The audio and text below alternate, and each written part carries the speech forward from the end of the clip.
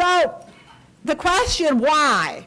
Why is it that DHH has made this decision to transition to specialized behavioral health?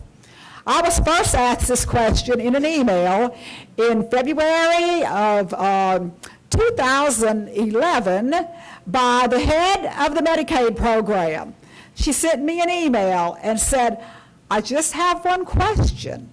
Why are you not including behavioral health with the rest of your Medicaid managed care? Well, the fact is, at that time, is that our the historical spending that we had for behavioral health in Louisiana, much of it did not flow through Medicaid. And so our actuaries who were designing the program and the reimbursement said, you really can't do it right now. You can't put behavioral health in. You can't put mental health and substance use treatment until you have it and get some more providers. As y'all know, in March of 2012, we began to enroll additional private providers and expand the system. And so we are now at that point where this is something that we can realistically do. There is a strong, strong push at the federal level, both from Medicaid, the Centers for Medicare and Medicaid Services, SAMHSA, the federal entity that oversees mental health, for integration of physical and behavioral health. And so there's a genuine belief that if a single entity coordinates both the head, behavioral health services, and the rest of the body, physical health, is it's going to produce better results. Better management of physical health, conditions like diabetes, COPD, hypertension, all of those could be better managed, better outcomes if the co-occurring mental health and substance use issues were simultaneously addressed. We believe that behavioral health can be better managed if the entity doing the management sees the whole picture. They have all of the claims, all of the clinical information. They see all of the meds that someone is taking, and they have so that they can manage that, identify unmet use those opportunities when people receive physical health services, use that as an opportunity to identify mental health and substance use treatment needs. And so from what I have been able to see is that lives can potentially actually be saved through the CORVN. And I'll just give you one example, is suicide.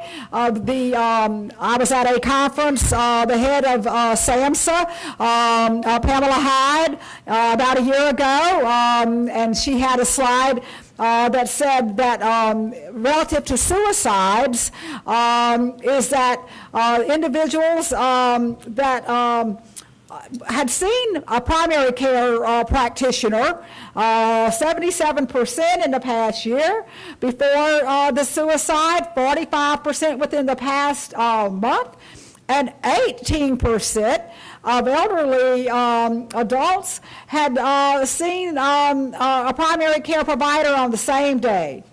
And then relative to discharges from emergency rooms is 10% of all the individuals who die by suicide were discharged from an emergency department within the prior 2 months, the prior 60 days.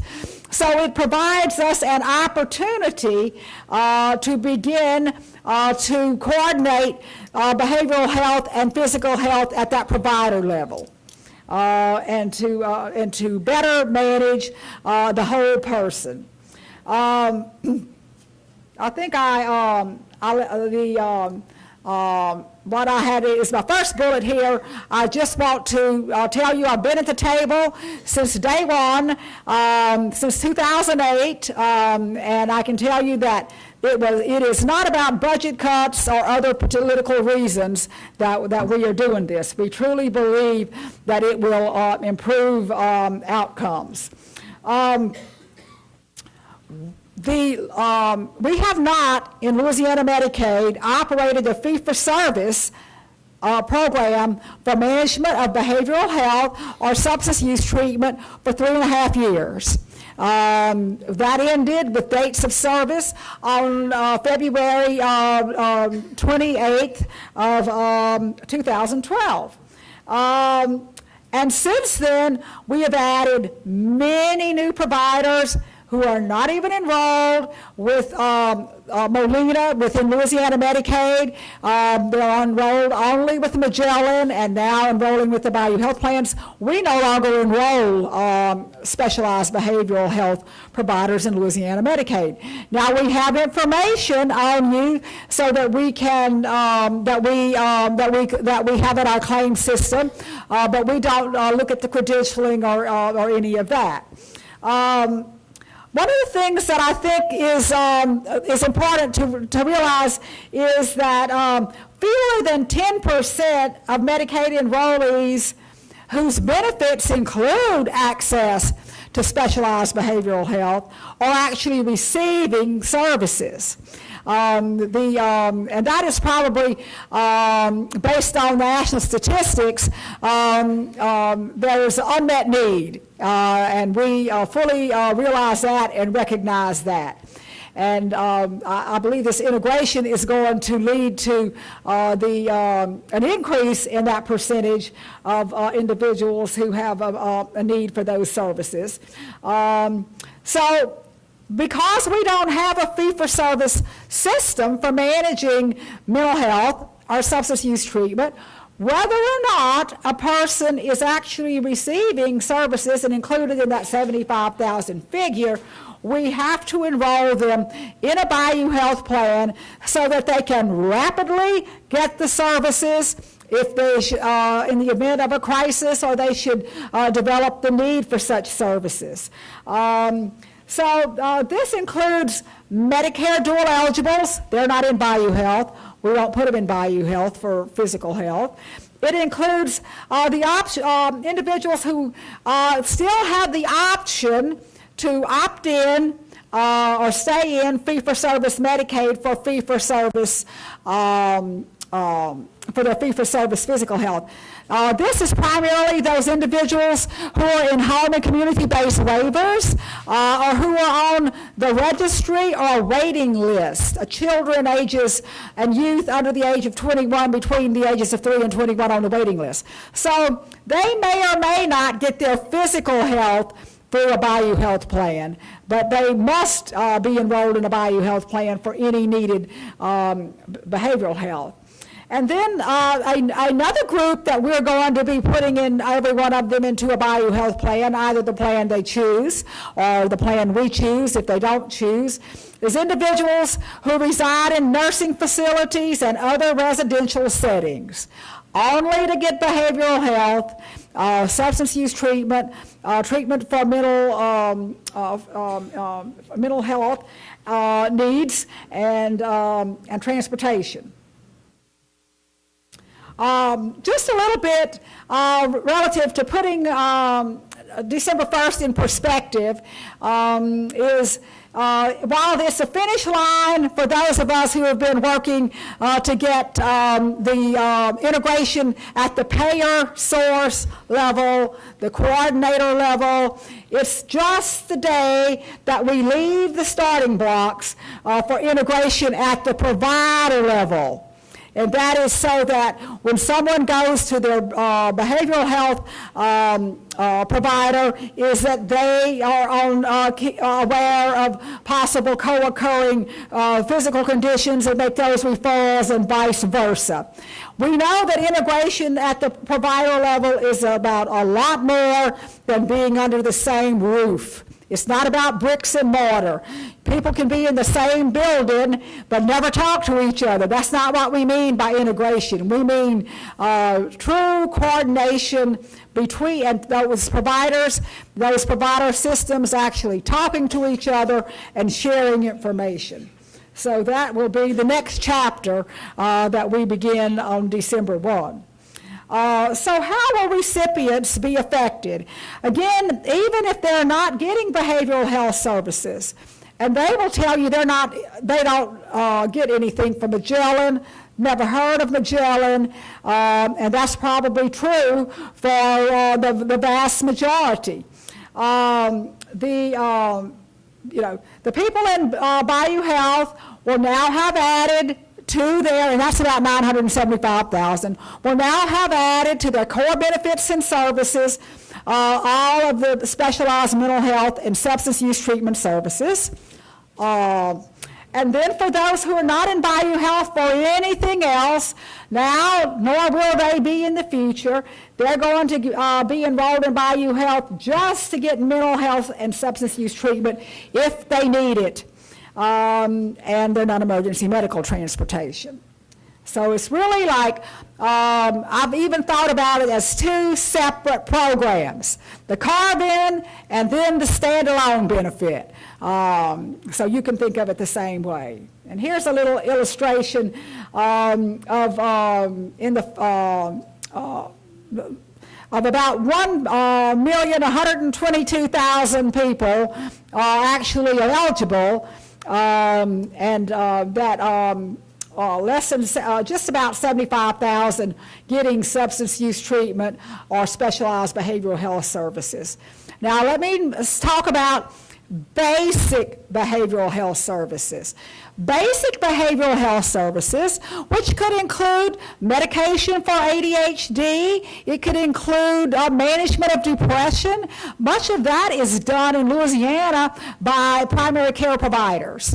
And so when we define basic behavioral health versus specialized behavioral health, is it's based on provider type. Is it a mental health type professional, a specialized behavioral health, or is it by the pediatrician, a nurse practitioner, that's not a psychiatric nurse practitioner?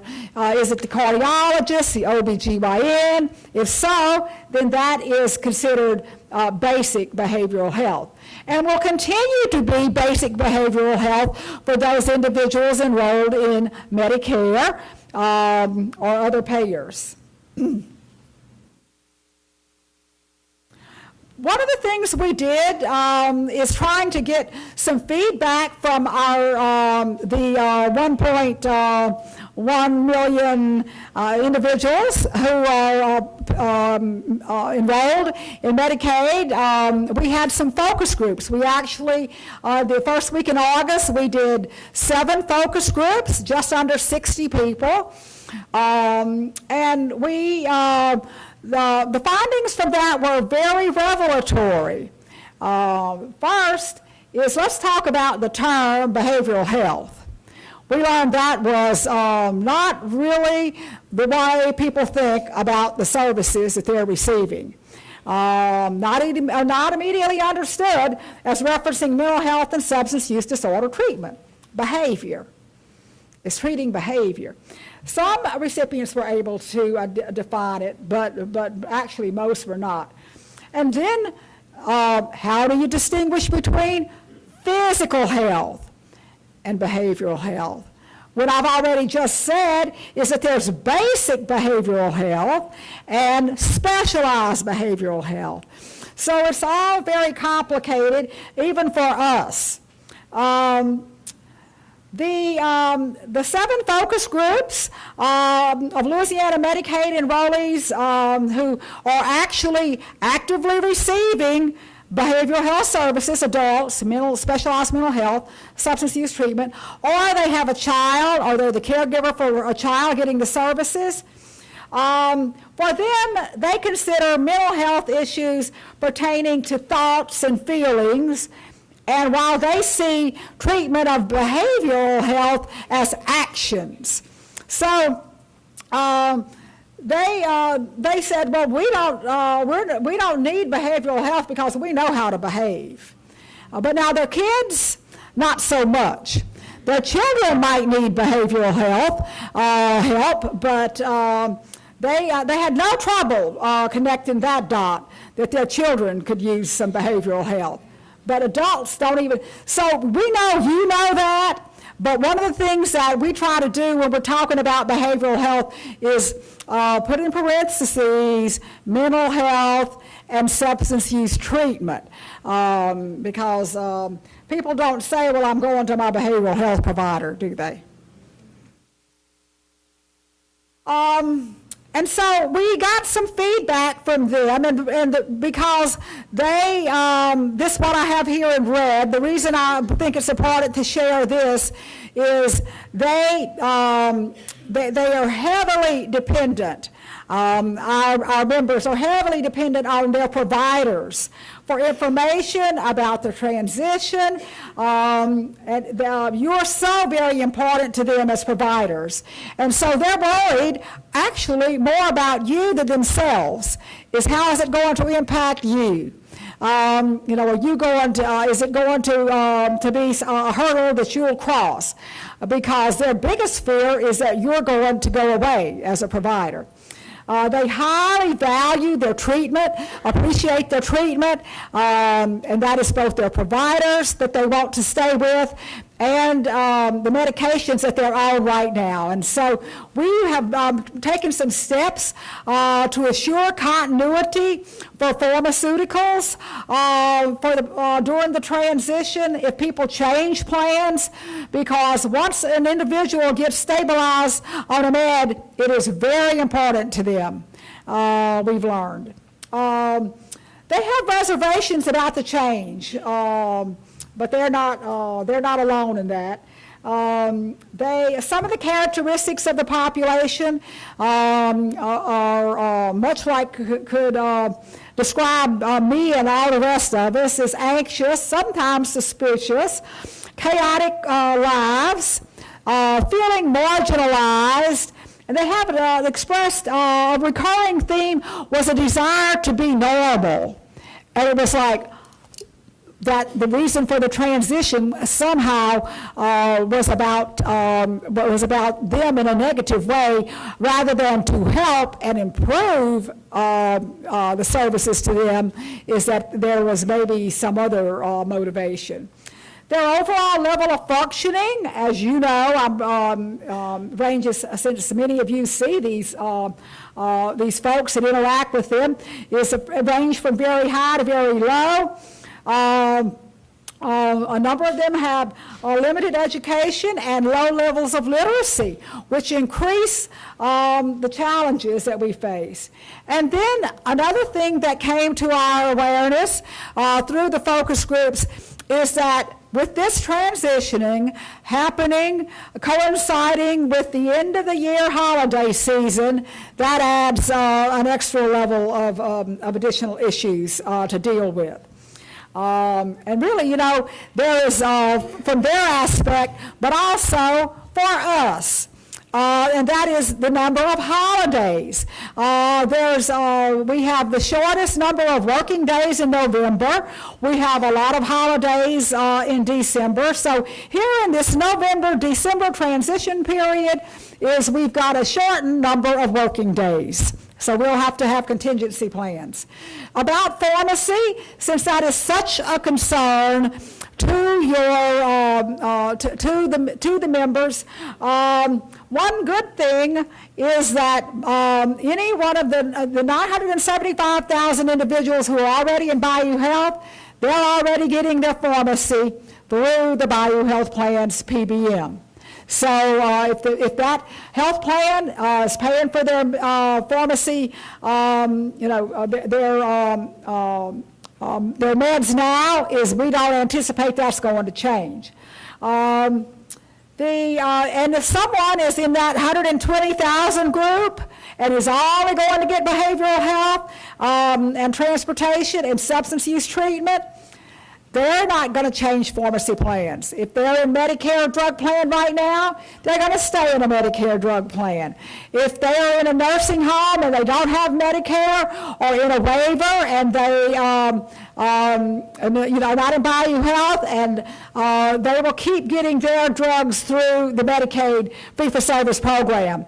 We don't operate substance use treatment and specialized mental health in fee-for-service Medicaid, but we still operate a pharmacy program. Now, one caveat I do want to say is that we've got about 2,000 children and youth under age 18 who are currently in fee-for-service Medicaid.